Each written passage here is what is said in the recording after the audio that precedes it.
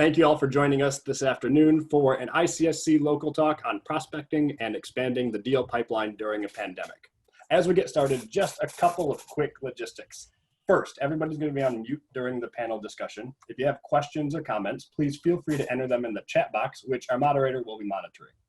After today's talk, don't forget to take a quick look at the agenda for ICSC's Now and Next conference that starts next Tuesday and Wednesday, and also mark your calendars for Recon New York that will take place in December. It's a virtual deal making which will be free for all ICSC members to attend. And now, to get started and introduce our panel, I'll turn everything over to Aaron Zucker, a principal at Zucker Investment Group and a member of the ICSC North Carolina Next Gen Committee. He'll be our moderator. Aaron? Thank you, Adam, and thank you everybody at ICSC for adapting in these crazy times and allowing us the opportunity to continue to network virtually and learn from each other and continue to grow our businesses and our personal intellect to the best of our abilities. So thank you and everyone at ICSC for your efforts. I am so time out of their day to join us, and I'm so excited about the panelists that are going to be joining me. There's certainly some rhyme or reason to that. We will work our way from west to east as we kind of divided the country up into thirds. We have Richard Brehaut from James Capital Advisors out on the West Coast in LA. Richard is one of the top single tenant and multi-tenant net lease investment sales brokers in the entire country. We have Scott Bitney with Location Commercial Real Estate. He's a principal at the organization located in St. Louis. They do retail leasing brokerage, both leasing and tenant representation work really throughout the Midwest.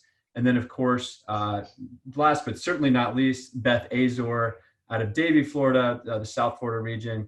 Beth is a shopping center owner, investor, career mentor and coach, and as I'm sure a lot of you already know, a major social media influencer in our organization. And we're so excited to have all three of you guys here, and I can't thank you guys enough for spending some time. All that said, we will jump right into it, and I'm going to go ahead and throw Scott, who I'm more than happy to throw under the bus to get the party started, and sort of talk about how things have shifted for location and for you specifically since things got a little bit crazy here in March, and what adjustments have you made to sort of get back into the regulation of things and get back into a position to where you feel confident and comfortable moving forward. Well, thanks Aaron for letting me be on this panel. Obviously this has been an interesting time for a lot of people, and kind of unprecedented times in this business. I think initially we shut down our office back in March, but came back in May. And I would say over the past 60 to 90 days, we've gotten back out on the road, and to see, because of our territories just outside of St. Louis.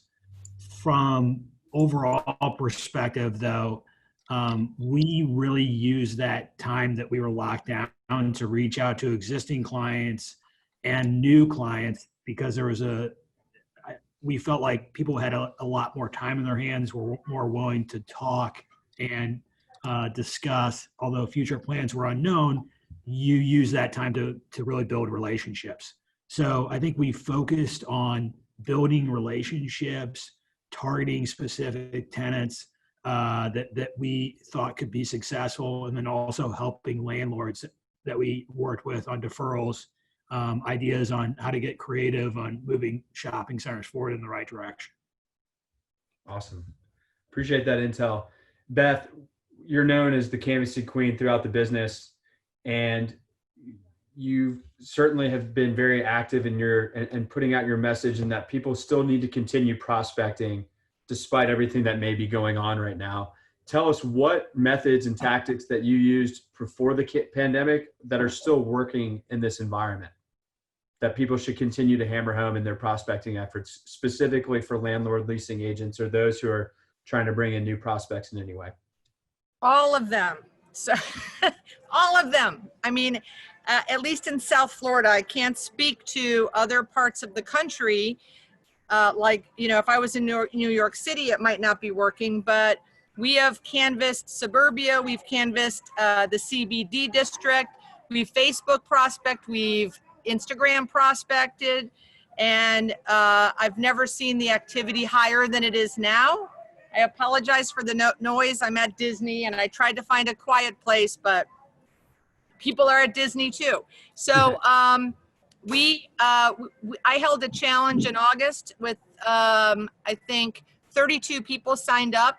13 people finished the challenge and 11 finished half. What they did was for every day of the month of August, they prospected. So on August 1st, they prospected one person, and then on August 31st, 31 people. And at the end, like I said, 13 finished and 11 did half. We hit 9,801 prospects. There were 189 LOIs and 37 leases signed. So what we're doing when we're Facebooking, and even when I'm going into businesses prospecting, I'm either Facebook prospecting and saying, hi, we rep shopping centers. Are you expanding after this COVID craziness? So get the elephant out of the room, get the elephant in the room out. Or when we're walking into spaces, we canvassed 65 people 2 weeks ago and only 2 or 3 people mentioned COVID. So now we might be in a anomaly in South Florida, but it's working down here. And Beth, first of all, that's phenomenal data. Thank you so much for sharing all of that. And that's a perfect pivot into my first question for Richard, who is nationally focused. So Richard, and obviously spends more time on the phone, I would say, than the average leasing broker would as an investment sales broker, just given that he's got a national reach and has done deals. And it seems like every state, every blast I get from Richard comes from a different market all the time. And so Richard, have you changed your prospecting at all? Obviously, I know you're on the phone all the time still, and you cold called me, which is how we met. But how have you changed your prospecting in the sense of are you mindful at all of where people may be located geographically or where their assets may be geographically, and as it relates to your prospecting? I don't think I've necessarily changed how I prospect. It's pick up the phone, send some personalized emails. I think one of the biggest things that we did, especially back in April, our marketing department did a great job at sending out personalized emails just with information about, what are landlords doing, what are tenants doing, what kind of rent relief negotiations, what's working between tenants and landlords. And I thought that we got extremely positive feedback from that. Just making sure that you're constantly keeping your pulse on the market, even more so than, prior to the pandemic, because it's ever changing, especially here in Los Angeles. We've been virtually on lockdown since March. So I think that, at the beginning, it was creating an environment for myself that I can remain productive, because I've always been the type that's like to be in the office, working in the office, interacting with our team, with our staff. And, for the first 4 or 5 months, I was working off of my dining table. So it's now I've gotten to the point where I've got a home office set up. I try to mirror my office. I have multiple monitors, a stand-up desk, and things like that. And here we are opening our office next week. So it'll be good to get back in the office. All the work, and then right when you get everything all set up and situated, it's time to go back home. Yeah, but it'll be great to see everybody. I think that's been definitely the most challenging part, was just figuring out how to remain focused on the task at hand and not getting distracted, with everything that's going on out there.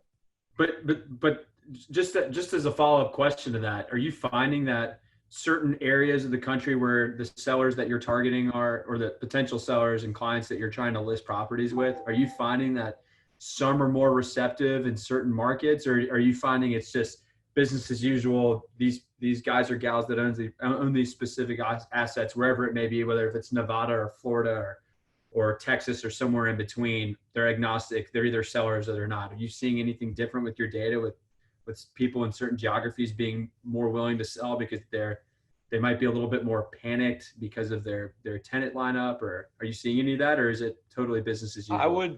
No, as opposed to geographically, I would say it's by sector. So I would say that a conversation with a single tenant developer that's building 7-Elevens and Dollar Generals is different than somebody that's got 10 strip centers and trying to figure out, how these different tenants are going to react. I mean, people are just shut down everything. A lot of different tenants out there just stopped, put the brakes on everything. So I would say it's more, the difference is not necessarily geographically, but more by sector.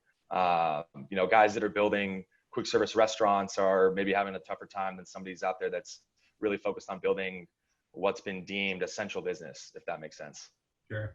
Which is a perfect segue in what I wanted to talk to Scott about, actually, because Scott represents a plethora of different tenants across different categories, everybody from food and restaurant to big box retailers and medical users and everything in between.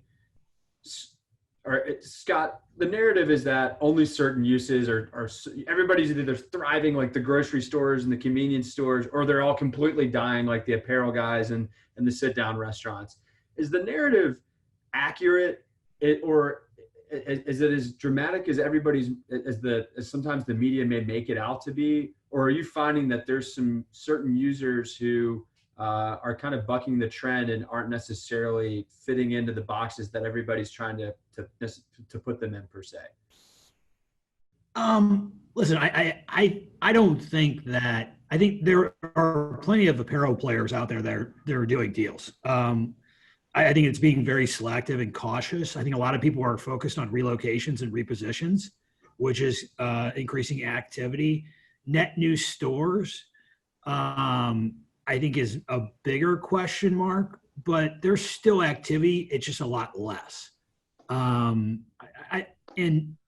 you're seeing guys who, were basically boxed out of the market before, really taking a hard look on how they can get in markets that they never could get before. I think you've seen that with the aggressive expansion plans that Lido announced. Like, they're really trying to get into the East Coast, and there's probably a ton of opportunity up there for them that wasn't there today. I think retailers in general are being very targeted, but the growth is there. Scott, I'm going to follow up with that. It's interesting that you led with there's apparel companies that are doing deals. And I think the vast majority of the people who have joined us today would not necessarily have thought that going into it. I know I admittedly would, and you and I have talked a little bit about offline about that, but talk to me about, have you been able to, obviously you've picked up that information by osmosis of doing deals. Do you have any specific examples where you can share where you've either picked up a tenant representation account that most people wouldn't even have thought to go after during these times? Or how have you, and if so, how were you able to prospect and get them across the finish line over the last 60 to 180 days or so? I'll give you a couple of examples. So we did a reposition for a Shoe Carnival store. I'm working on a net new City Trends deal. We're doing a lot of work with Buckle on repositions out of the mall. And also Maurice's, they've also been pretty active on repositioning a couple stores. Great. It's exciting. It's exciting, really. What are you guys seeing? And Beth, we'll start with you because you've been tracking it. You've been all over it ever since it started. You've made it quite public and tracking and sharing data that you found based on your experiences down in South Florida. How long do you see this affecting retailers and panning out? I mean, do you see things getting back to relatively normal in 6 months, 12 months, 3 months? What do you think? Where's your head at with all this? Well, it freaked me out when I heard a couple of days ago that Wall Street's not expecting to come back for 7 months. So I talked to a group that I talk to weekly, and I said, how can this affect us in the Sun Belt? I think that there's some retailers in the Northeast, specifically restaurants, that won't be able to do outdoor dining, but have a valid restaurant business, and maybe the Sun Belt landlords and tenant reps need to help those very smart, experienced entrepreneurs find alternative locations. I think that's a big factor. And if Wall Street's not coming back for 7 months, that's crazy to me. I do think that Christmas sales and holiday sales are going to be pretty significant. I think people have not spent money on back to school, vacations, sleepaway camps. They haven't celebrated. They haven't celebrated Easter, graduations, birthdays. So I think for all of us, Christmas sales are going to be big, and that's going to help the nationals. But the nationals are mostly public companies, and the liability of having them travel and come see our sites is problematic for us landlords. So what I've been focusing on is trying to do regional, local, short-term deals, because we're all waiting for those nationals. I'm happy to hear Scott say he's got so much activity. We're not seeing that in South Florida. We're seeing probably 1 to 2 out of every 10 leases being signed with nationals because they're not touring. But I also see drive-throughs in huge demand and prices going up significantly. Richard, same question for you. And I want to come back to Scott's activity in a second, but same question to you. I mean, you're obviously located on a different, might as well, literally is the different side of the country from the majority of the people who are joining us in the Carolinas. You know, given that you've been on pretty strict orders and lockdown in LA, when do you see things shaking back out and getting back to, I'll use the quotations again, as close to normal as possible? And how would your answer differ from Beth's, if at all? I think that, you know, initially it's kind of a loaded question, right? Because I think initially when this pandemic started, everyone, you know, really stopped right in their tracks. I mean, offices were closing, businesses were closing. I think here in LA, we've seen some businesses reopen. It's as it relates to what Beth was talking about with the restaurants. I think they've done a good job at opening some of the outdoor spaces, blocking off some of the streets so that those restaurants can operate. But the reality is that they're still operating at, 25% capacity. So I think for us in California, it's going to be quite some time before things return to normal. But as far as just in the net lease space, what I've been seeing with our activity, again, I'll just go back to it. It depends on what it is. You know, we sell a lot of Dollar Generals. I've never seen demand for Dollar General like I've seen through this pandemic. You know, I think anything that's been deemed essential business, the really overall theme that we've seen has been, it's been a flight to quality. So people want corporate credit. They want, you know, assets that are going to, you know, make it through the next pandemic, restaurants with drive-throughs, things like that. So people are staying away from more of the franchisee model and really gravitating towards corporate, you know, strong credit, long-term deals like that. Thank you. Scott, what's your reaction on timing moving forward to get things back to normal? And we'll start with that. I'd be curious to get your thoughts. I mean, listen, I think our business is kind of like a locomotive. We can pull the brake quickly, but it takes a long time to kind of regain momentum. Just with how our deal cycle is, I think we're 12 to 18 months to seeing some type of normalcy. We have retailer openings that were supposed to be 2021 that have been pushed to 2022. And I think the end of the year here is going to be very interesting. Back to school is for a lot of retailers is their biggest holiday, even more so than Christmas.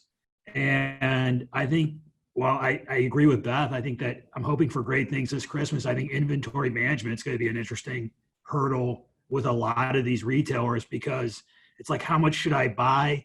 I mean, even when I go to the stores now, you're like, there are a lot of barren shelves still. It's not, nobody's got that down to a science yet. And that could be one of the biggest challenges of the holidays. Mm-hmm.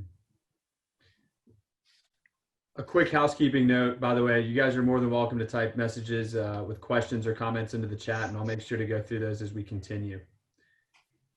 How has your pitch changed? I mean, everybody on here is obviously interested in learning new ways or tactics to prospect. How have you guys' respective pitches changed? We'll start with Richard. We'll go west to east on this one.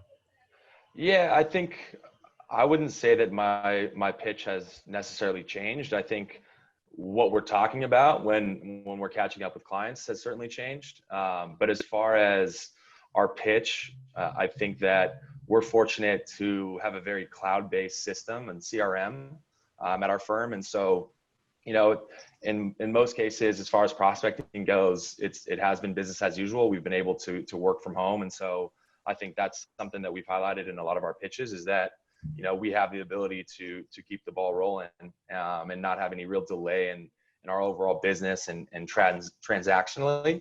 And so I just think it's the topic of conversations. I feel like it's getting a little better now, but it was doomsday. I mean, come 3, 4, 5 months ago. But I think there's more of a positive tone and to these conversations now. And I think at least on the development side, they're starting to hear back, from different retailers. Guys are getting stuff going again.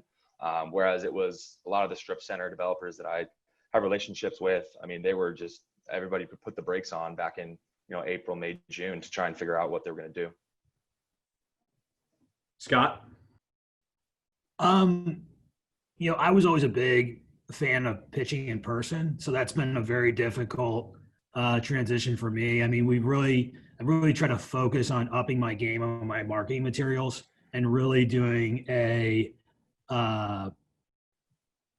basically getting into more detail on how I would plan out markets, and showing them basically here's how I would do it if I were you.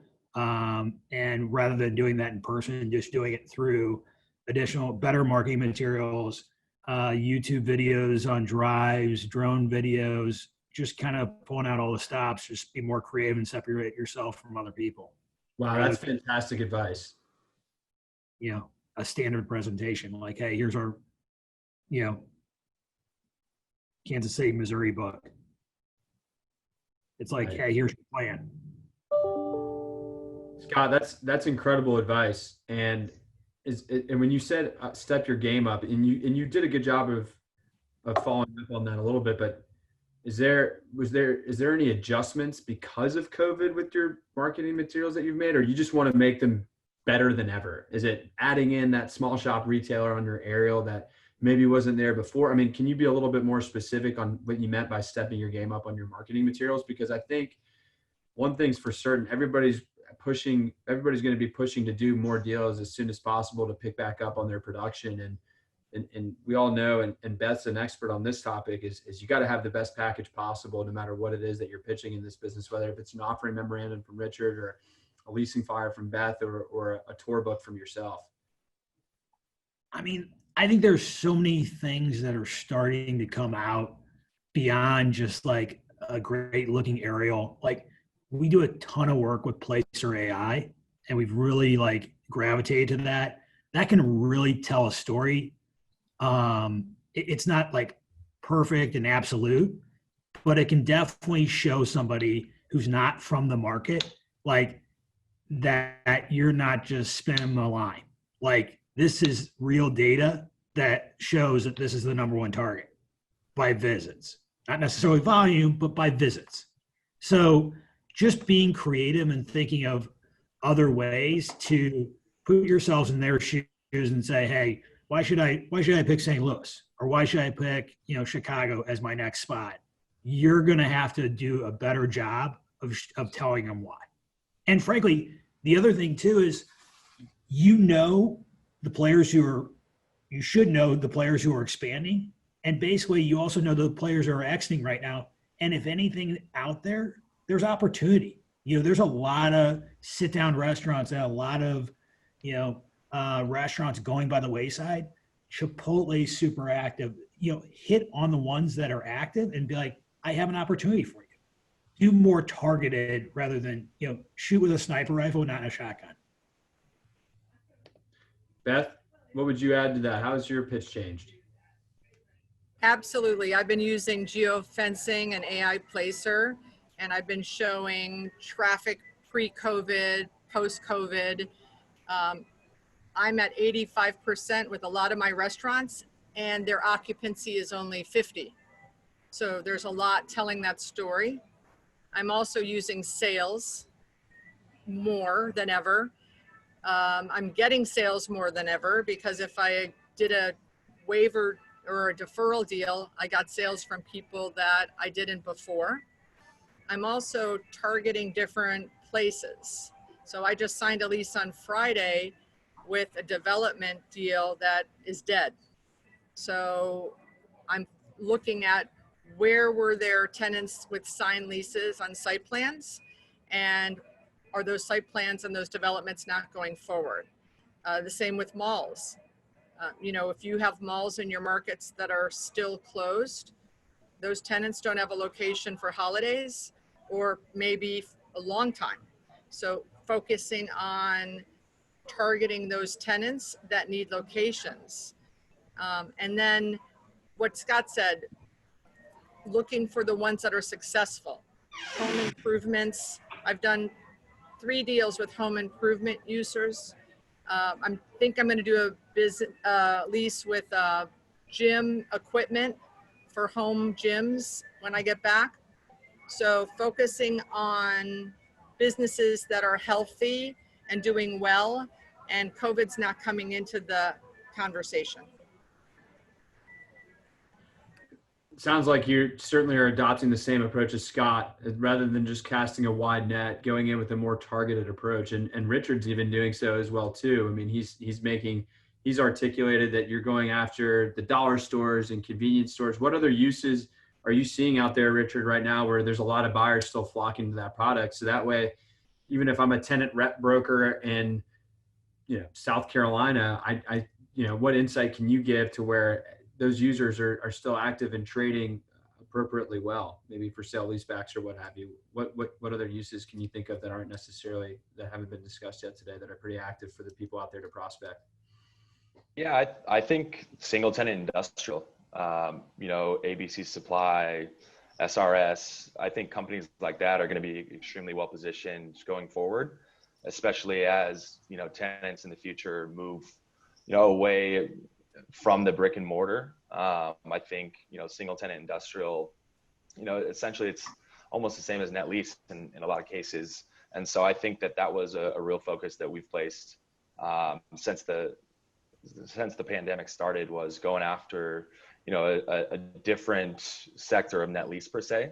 But yeah, I would say the dollar stores, convenience, grocery anchored. I mean, again, everything that's been labeled as essential business has been really what investors have been asking for. 1031 exchange buyers have been interested in. Scott, Beth, are you advising clients to do shorter term deals right now because they kind of they should sort of see how things shake out? Because Beth certainly had an appetite. It sounds like Beth, as a landlord and a shopping center owner, is leaning towards more doing shorter term deals. So that way, when things pick back up again, it might be an opportunity for her to grow NOI.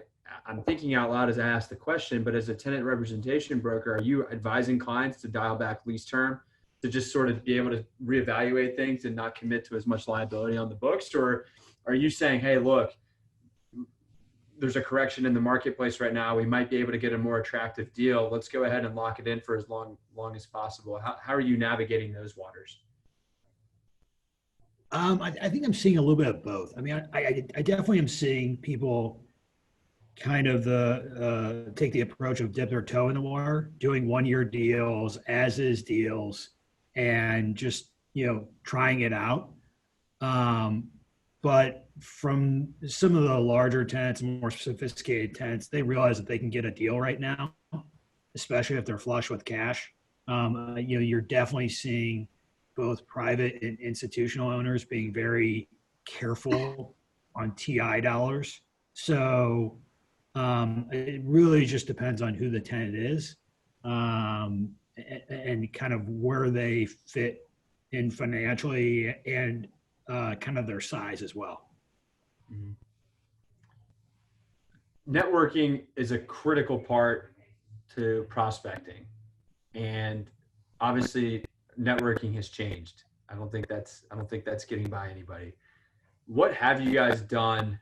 I mean, everybody's been on 1,000 Zoom calls inclusive or whatever platform it is, calls that are just catch-up calls. But what have you guys done differently to network in this environment that other people may or may not be doing, and to kind of help themselves stand apart so they can in turn indirectly prospect and help improve their pipelines? I'll let whoever go first. That's a free-for-all one.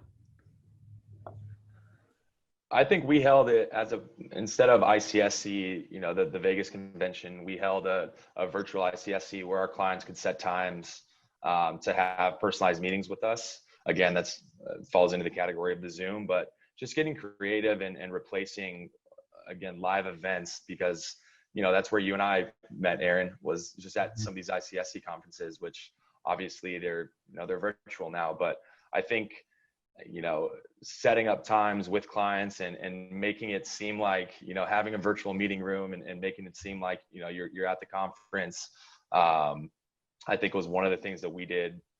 But yeah, I mean, that's really all I can think of. Beth, how have you networked differently since it all started? I know you've been active with some alternative platforms. If you could please enlighten us on some of those and how those have been successful for you. I think the attendees would really appreciate that. Yeah, I mean, I think anyone that's trying anything different and new, this is so crazy and, for lack of a better word, unprecedented. I'm jumping on and learning, whether it's ICSC or Shop Talk or Retail Live, whatever it is, because I think our business and our industry needs it. So I applaud everyone who's trying everything different and new. I've been on mixology, happy hours. I've been on virtual game nights.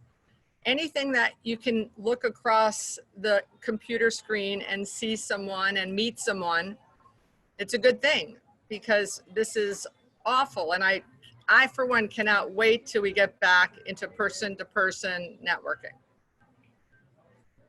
Scott, how has your networking changed, and what tactics have you been using? Because for those who don't know Scott, he is an incredible networker, and he's got a personal touch with people and is well known throughout the industry. And I know it's something you've probably done a great job at navigating, despite being thrown the same curveball as everybody else. I think with kind of right when this started, we collectively got together as a company and said, let's reach out to people let's make a conscientious effort to reach out to 3 people a day that we don't typically talk to. That rule really helped us to basically build on our existing relationships, and then also talk with people that we haven't talked to in a while and get what's working with them, what's not working with them. Hey, who's expanding? What are you seeing with existing tenants and landlords doing? And that kind of really snowballed into a great effect and really was successful for us. It's great. There's obviously a difference between direct prospecting and marketing. Prospecting being, I have a vacancy, I would like to lease it. I have a property that I would like to list of yours, I'd like to sell it. Or I would like to represent you as you roll out your fleet of stores in the St. Louis market or wherever it may be. Then there's marketing, which is just getting yourself out there and doing stuff like this. And we can't, and I speak on behalf of everyone again, where we appreciate you guys taking the time to join us. Have you guys changed your marketing specifically on social media? Have you done more of it, less of it, and gone with a more personalized approach? We'll start with Richard, and then we'll jump over to Scott, and then finish up that question with Beth. I would say that as far as our marketing, again, it was the way that we changed in the beginning was just being a lot more giving out a lot more information as far as what's going on out there, what we're seeing in the market, rather than just blasting out our properties. It's, have you guys seen the latest trend or the latest, closure with this tenant? Or I think just being more informational rather than transactional was what helped us in the beginning. And so with Mike's newsletters. Yeah, exactly.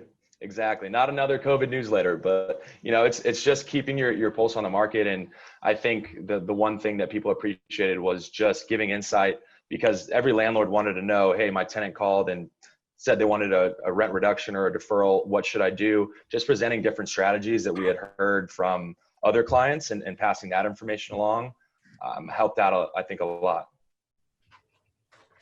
Scott? I mean, I think Richard brings up some good points. We conducted a couple calls with our landlord clients from a national level of seeing what's working and what's not working. I would say we made a conscious effort from the company side to really up the social media and have a bigger presence. Personally, I haven't done a great job of my own social networking because a lot of what I kind of posted on in the past was experiences that I'd seen with either retail concepts or shopping centers, and obviously with less travel, that hasn't been as relevant.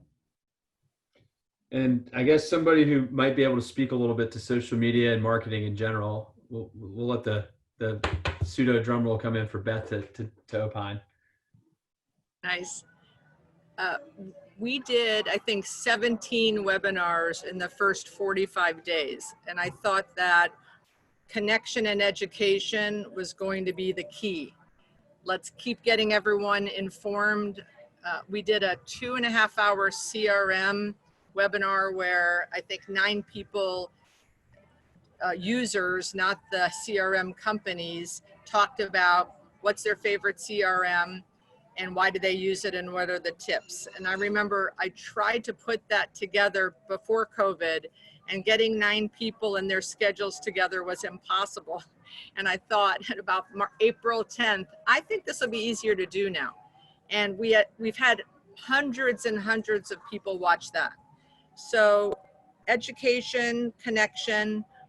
I took a line from your book, Aaron Zucker, and we posted, and a lot of people I know, I think you posted this on LinkedIn, where you went to your neighborhood Facebook page and said, hey, Weston, what is your favorite Mexican restaurant that you would like to see in our market? And then hundreds and hundreds of ideas and leads come rolling in from the consumer, and then using those leads to prospect, whether it's in person or on Facebook. And that, I think, is a marketing method.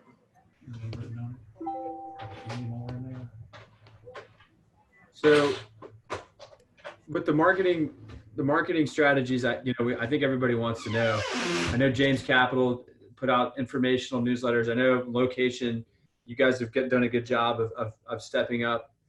I'll use the word stepping up, but I guess just being more frequent in your social media stuff, because I actually loved what you guys were doing beforehand, and I'm glad that you guys are doing more of it. And then Beth, obviously being the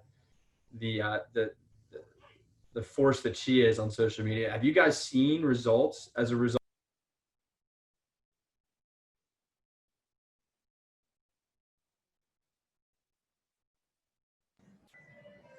Aaron, you muted yourself. I think we may be having some internet problems with Aaron there. Hopefully he comes back soon. Does anybody have any insights on the first half of this question? Well, Can you guys for hear me now? sure, Is that better? social media, I've Yeah. seen huge results. I've gotten clients, I've gotten students, I've gotten tenants, I've gotten local tenants, I've gotten national tenants. I wouldn't be doing social media if I didn't have unbelievable results. Scott and Richard, have you guys seen, by the way, you guys can hear me, yes? Nod, is that better? Thank you. Sorry, appreciate you guys with your patience. Scott and Richard, have you guys seen business pick up either directly or indirectly as a result of being more active in social media for Location or through some of the informational content that you guys have put out there at James Capital?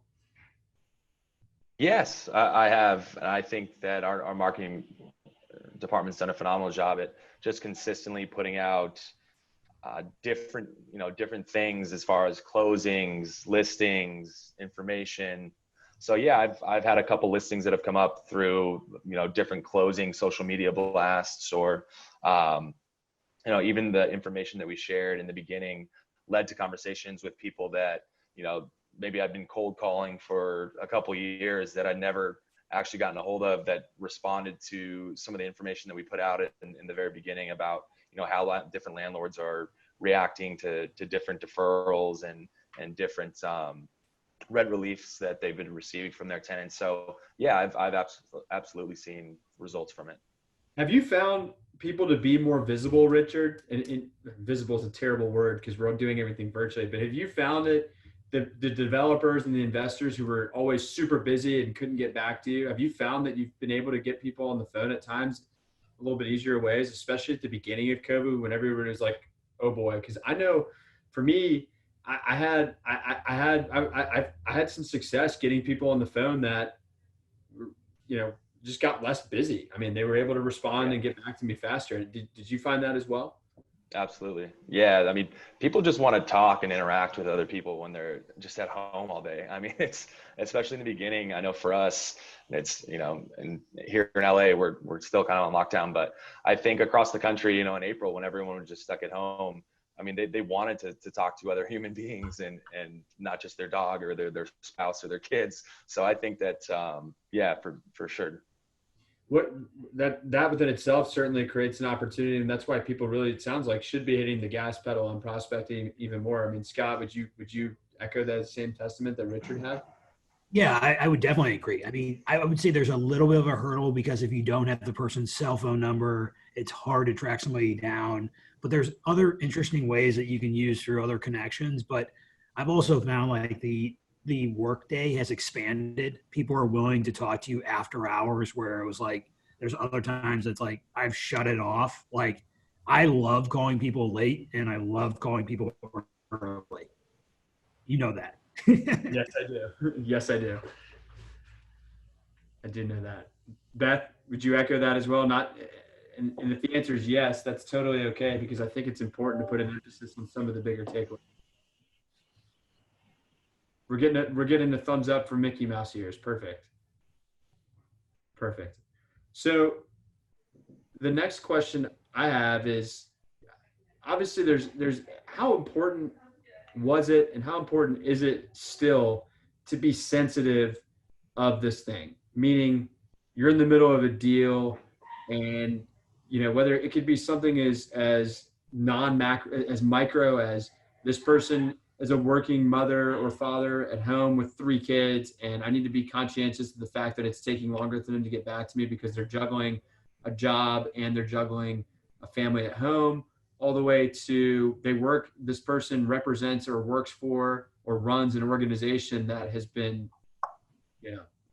damaged, let's say, for maybe it's a landlord in Los Angeles with a bunch of service-based retailers whose stores are closed. I mean, how are you guys playing that level of, you have a fiduciary duty of trying to get a deal done, but you also need to be sensitive to people's times, and how are you navigating those waters as it relates to prospecting? Let's start with Scott for this one, just to keep changing things up and throwing you guys on your toes. I think it's from the respect of understanding that people have kids that they're teaching at home and stuff like that. I think there's longer gone are the days where it's like there's background noise that's just kind of assumed that it's going to happen. I think there's sensitivity there. I think for the most part, I would say there's a sympathetic side to understanding people who are going through challenges with restaurateurs struggling and small business owners. I know Beth, has a ton of local owners and that's, stressful. That's their livelihood. That's their baby they've worked so hard for. On the national side, I think that you have to be sensitive, but you also have to apply pressure because, the squeaky wheels is going to get the grease right now. And I think there's one wrong turn could kill that deal in 2 moments, and you don't want to be too soft. So you want to apply pressure, but be cognizant of how you're applying that pressure. Got it. Richard, how are you handling that? that dynamic?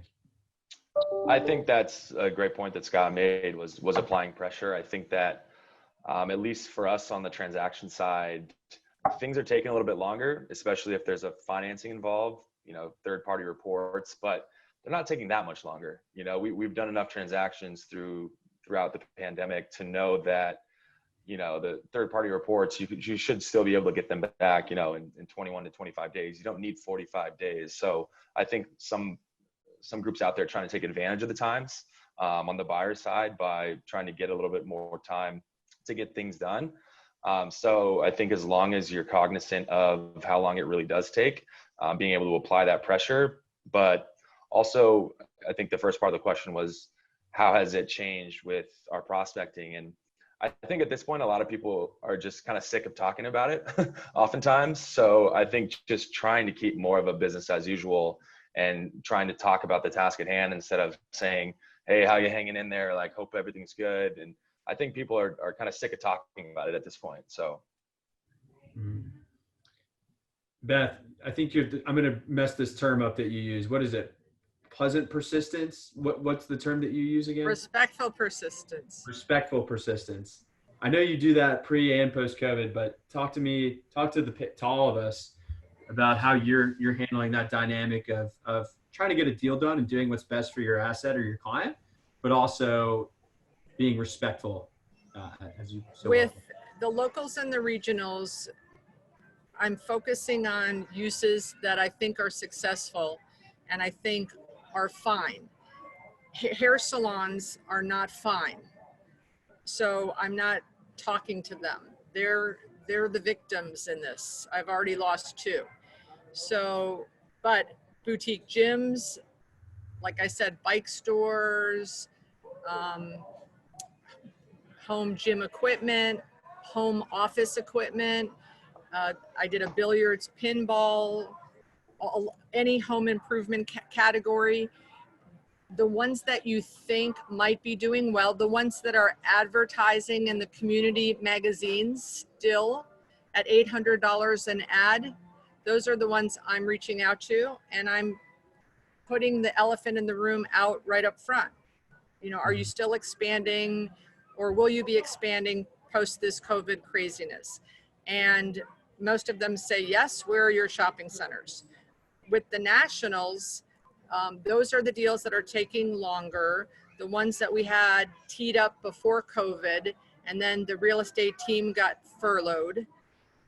I'm more sensitive with those real estate managers reaching out and to the brokers, hey, is that real estate team back on yet?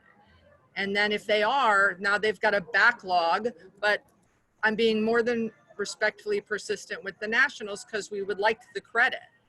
Mm-hmm. And I'm working on 3 national deals on those 11 LOIs, but 8 are locals and regionals. So I just think putting it out there, and I think Richard's right. A lot of people are tired of talking about it. Let's move on. I think we all agree on that for sure. I was going to wait for questions to the end, but Eric Penny had impeccable timing with his question. Eric's with ESP Commercial out of Atlanta, and asked right as Beth was talking about it, it's almost like he knew it was coming. How are you guys, and we'll start with you, Beth, how are you guys figuring out ways to make deals go faster, if that's even possible in this environment? Because our business has historically has had a slow deal cycle as it is.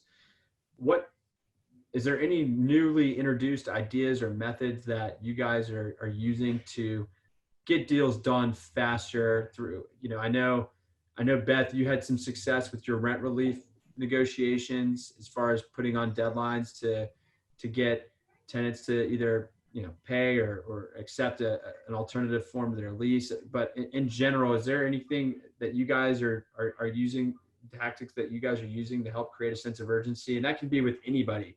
That can be with a third-party vendor in Richard's case to get out to the site, so that way the due diligence time doesn't get held up, or for Scott to kind of motivate a tenant that is still in a competitive space like high impact out parcels. And what's new that you guys have been able to kind of use to help get deals done faster? Because while prospecting is the way that we get there, we're all doing it to get deals done. Well, there's this new thing. It's called follow-up.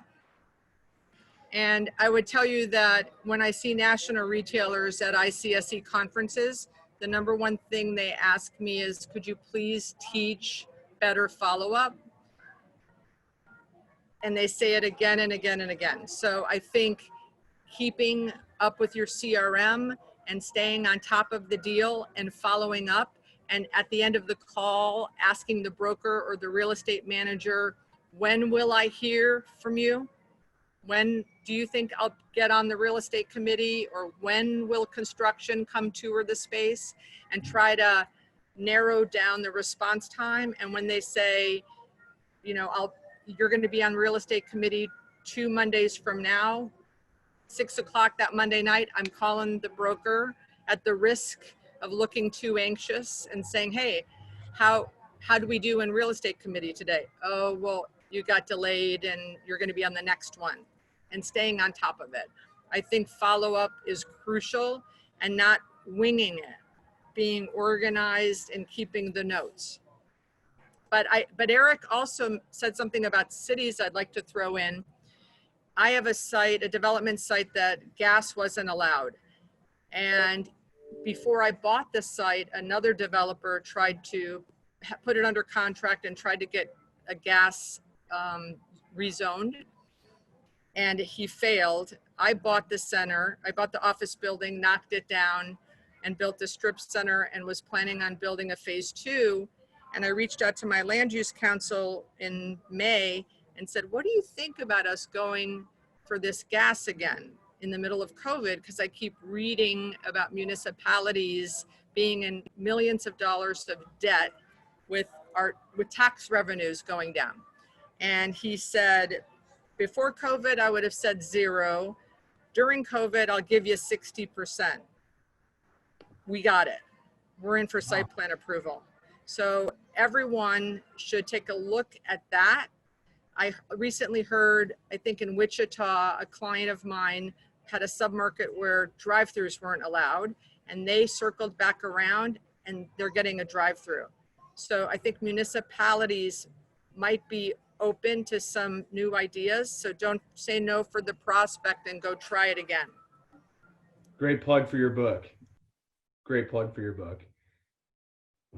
This isn't, as Connie asked about are you guys seeing a lot of new COVID language being introduced? I know some of the national tenants have certainly rolled it out in their deals in an attempt to protect themselves, and maybe some would maybe argue to have more advantageous lease language in general. Have you guys seen that at the local and regional level on the leasing side? And Richard, are you seeing a lot of that getting incorporated into purchase and sale agreements?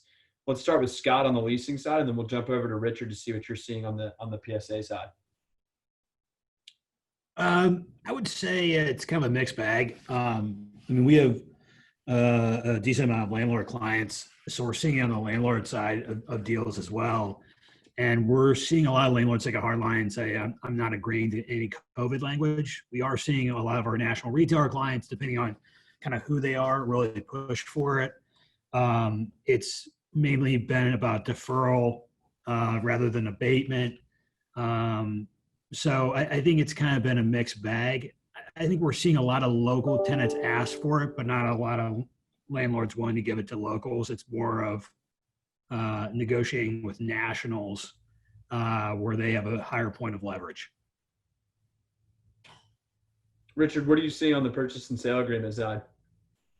I can't say that I've seen a lot of COVID specific language, but I think, in going back to Eric's original question, I've seen a lot of sellers placing language into the PSAs more than ever about, providing proof of loan app in 5 to 7 days, providing receipt of order of third parties, in 10 to 14 days. I think making sure that you're applying the pressure and keeping people on schedule, like Beth said, and being proactive. If your due diligence expiration is coming up, next Friday, and it's Tuesday the week before, I mean, give them a call. Don't wait till Wednesday of the following week to check in. So just making sure more than ever that you're communicating with buyer's agent, with lender, with, you know, whoever, all of the parties within the transaction. It's more important than ever, because delays are happening, and delays are a lot easier to manage when you get out ahead of them, and it's not the 12th hour and you're trying to get an extension on, you know, a purchase and sale agreement, you know, with the day before that the financing contingency's up. So I think just being proactive like that has been really key for helping us continue to get transactions done. When I was back when I was running a small leasing team before going out on my own, I used the ratio with the leasing agents that we had in house, that we wanted eight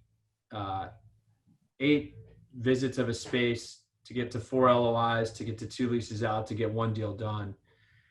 I would say, and so that I always use that 8-4-2-1 ratio. Have you guys, in an attempt to hit your goals, how have you guys shifted your starting from the end, or your reverse engineering thinking, knowing that things are just a little bit tougher in this environment? Is there any specific concrete examples that you can think of? I know, Beth, you did the thousands and thousands of prospects in your canvassing club from August. I mean, what other thoughts or ideas do you have in an attempt for people to get deals done? Because that's really what we're all here for. That's what the prospecting is ultimately trying to lead to. Well, I think prospecting any way you can do it. We canvassed for the first time in June, and I was worried. And I think Chloe and I, my intern, we did like 10 people the first day, and we were very hesitant, but people were happy to see us. South Florida opened May 18th, and I think we went out the 2nd or 3rd week in June. What is the word? Subsequently, you got it.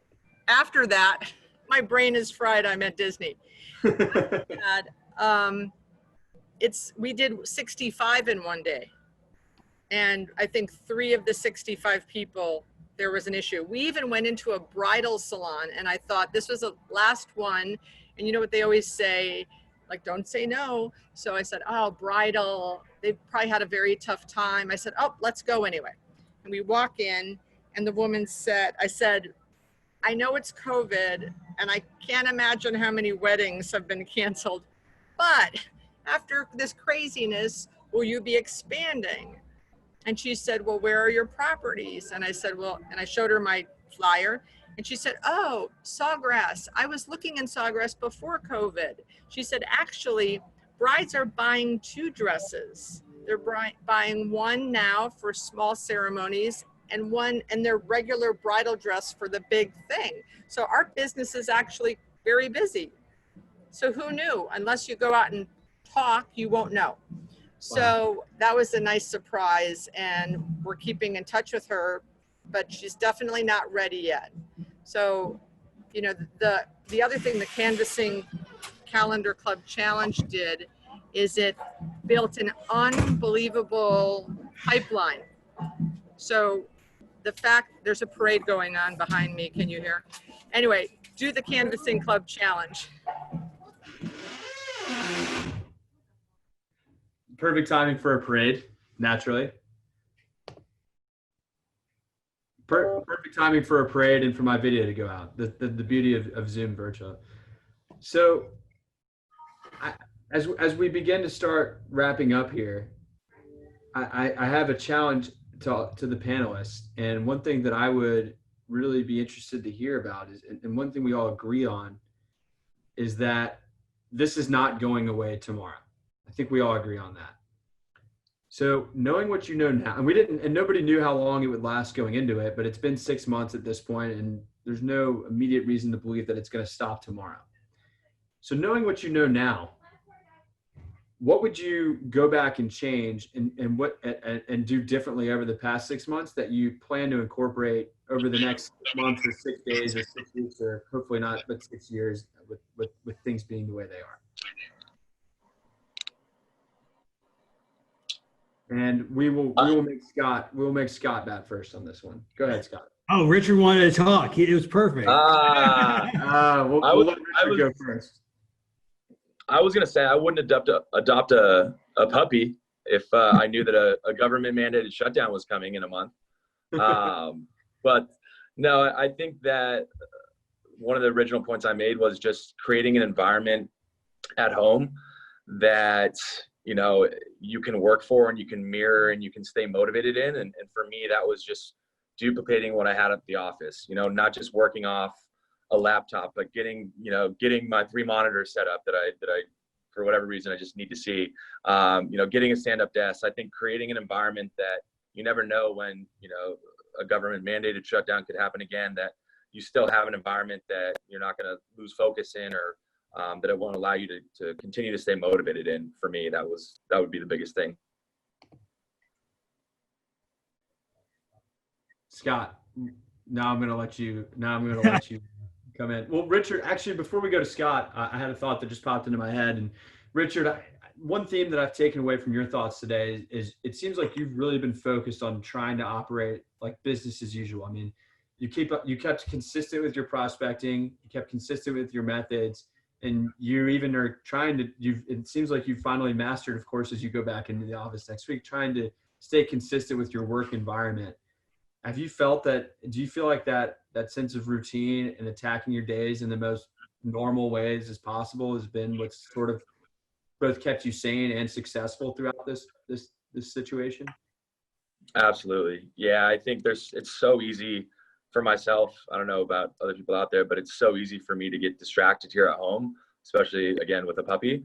But like for me, for the prospecting side, it was blocking out, you know, 2 hours a day or whatever it is that you need in order to be successful and be able to still deal manage, but just 2 hours a day dedicated to prospecting. You know, shut the email down, you know, just do whatever you got to do to stay focused for 2 hours, even if that's, you know, even if it's usually 4 hours when you're in the office or whatever it may be. I mean, just committing to something where that is, no matter what, all I'm doing, all I'm, you know, thinking about is prospecting and making that next call, checking in with that next client. But absolutely, a routine has been critical for me. Got it. And Beth is a big fan of time blocking as well. But I don't want to let Scott get off the hook.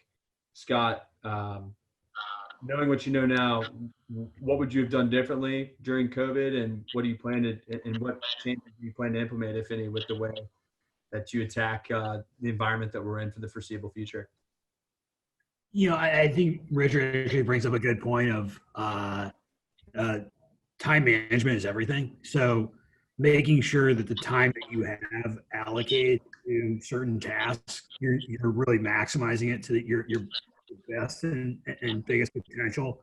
And then also, it's also taught me how to market our company and our brokers without a face-to-face interaction, and just try to get better from that perspective to get out in front of people.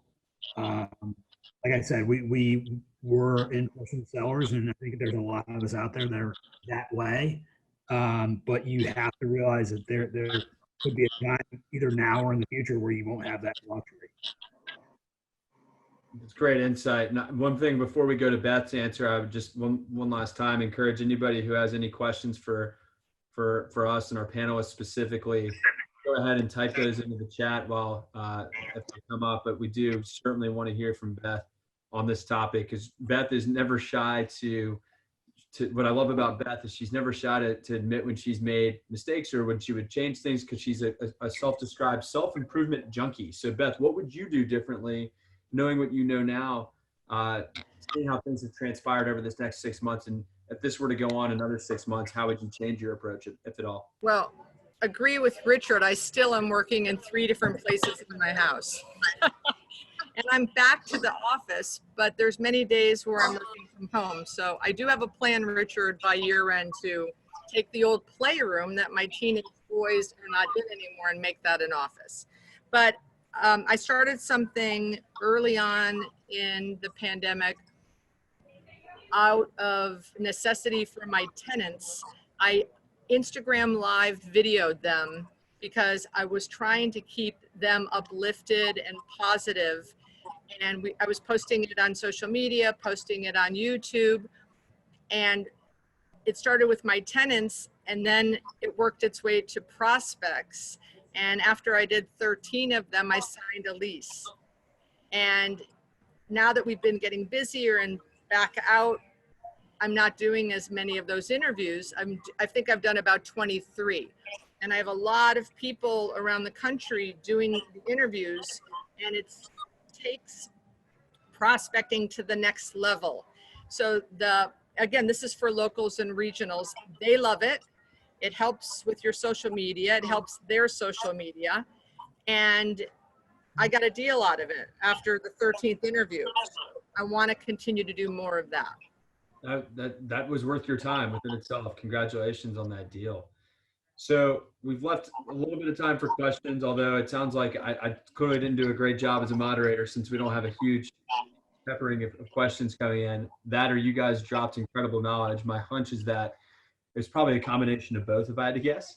So I want to thank Scott, Beth, and Richard very much. So for you guys' input and time, and then also thank Allison O'Loughlin and Kevin Finale, who are the co-chairs of ICSC Next Generation for the Carolinas, as well as Adam with ICSC. Obviously, this event does not happen without the hard work of those people. And just as importantly, I want to thank everybody for taking the time for joining us today. And if anybody has any questions for the panelists, I happen to know them all well enough personally. We're happy to answer your questions if you want to reach out to them individually. And if for whatever reason you don't feel comfortable doing so or are unable to find them, I am happy to connect you with them as well. I can be reached at Aaron@zuckerig.com. So thank you everybody for joining. Usually this is the time everybody gets up and leaves the room. So I guess Adam, unless if you have anything else, we can go ahead and shut this party down. Thank you, everybody else. You did a great job today. This was awesome. Have a nice evening. Thank you. Goodbye. Thanks, everyone.